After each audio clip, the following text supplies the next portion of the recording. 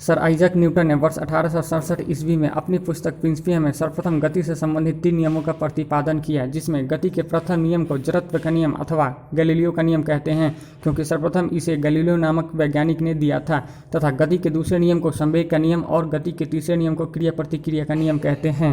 Newton के गति के प्रथम नियम के अनुसार इस ब्रह्मांड में उपस्थित सभी वस्तुएं अपनी अवस्था को बनाए रखना चाहती हैं। यदि कोई वस्तु गतिशील है तो वह गतिशील ही रहना चाहती है, और यदि कोई वस्तु स्थिर है तो वह स्थिर ही रहना चाहती है जब तक उस पर कोई बाहरी बल ना लगाया जाए।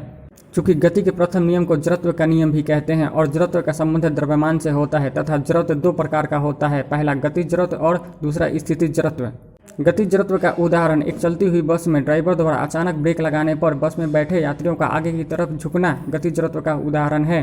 स्थिति जड़त्व का उदाहरण एक शांत खड़े घोड़े पर एक बैठे हुए व्यक्ति का घोड़े के अचानक आगे चलने पर व्यक्ति का पीछे की तरफ झुकना स्थिति जड़त्व का उदाहरण है। इस प्रकार हमें न्यूटन के गति के प्रथम नियम से बल की परिभाषा प्राप्त होती है। इस प्रकार हमारा न्यूटन का गति का प्रथम नियम खत्म होता है।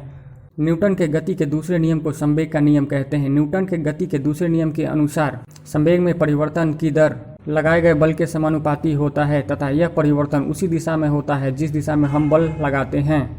न्यूटन के गति के दूसरे नियम को समझने के लिए हम एक उदाहरण लेते हैं। एक स्थित फुटबॉल पर अचानक पैर मारने से वह गतिशील अवस्था में आ जाता है।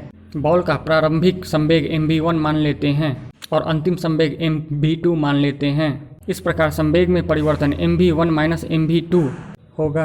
अब मान लेते हैं कि संवेग में यह परिवर्तन t सेकंड में हुआ, जैसा कि आपको स्क्रीन पे दिखाई दे रहा है। इस प्रकार हमें एक समीकरण प्राप्त होता है, F = mv1 माइनस mv2 अपन t। अब m को कॉमन लेने के बाद v1 माइनस v2 अपन t होगा। अब यहाँ केवल v1 minus v2 by t यह त्वरण के बराबर होता है और अंतिम समीकरण F = ma बन जाता है।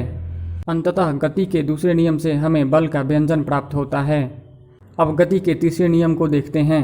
गति के तीसरे नियम के अनुसार प्रत्येक क्रिया के बराबर एवं विपरीत दिशा में प्रतिक्रिया होती है, अर्थात जैसा कि आपको सामने स्क्रीन पर दिखाई दे रहा है, एक व्यक्ति को शांत अवस्था में स्थित खड़ी बॉक्स पर बल लगाते हुए बॉक्स की अवस्था में परिवर्तन हेतु चित्र से स्पष्ट है कि व्यक्ति जितनी मात्रा में बॉक्स पर बल लगा रहा है, यह बॉक्स उतनी ही मात्रा में व्यक्ति पर उसके विपरीत दिशा में बल लगा रहा है।